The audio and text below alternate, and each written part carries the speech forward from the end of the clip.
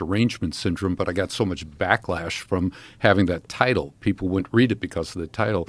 And it talks about how constant stress from the media, echo chambers, social media, reading all this bullshit, causes cortisol to go up. No doubt. And it shuts down a chemical that protects your brain called fractalkine.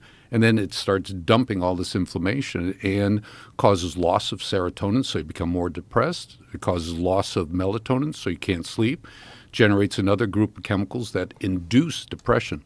And it essentially generates this response in your body that prepares itself for a fight that never takes place. Correct. And then you're always thinking you're about to get into some sort of a physical altercation with an armed enemy coming over the top of the hill.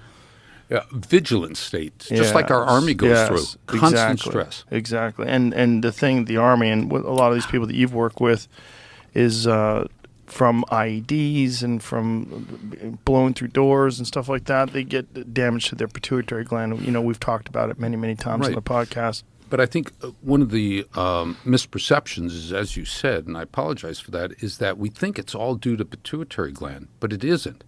In the work that we've been doing, it shows that when you have inflammation in the brain, regardless of how it's developed, whether or not it's IED or slip and fall, or as we've talked in the past, even wave runners, ski-doos, or skiing, or water skiing, snow skiing, or going to the range, the 50 caliber gunners. What happens is it creates this inflammation that shuts off the ability of the brain to regulate the pituitary gland. So you can do all the MRIs as they do at the VA, and they see a normal pituitary gland and says, oh, pituitary is normal, you've got PTSD. But there's no radiological or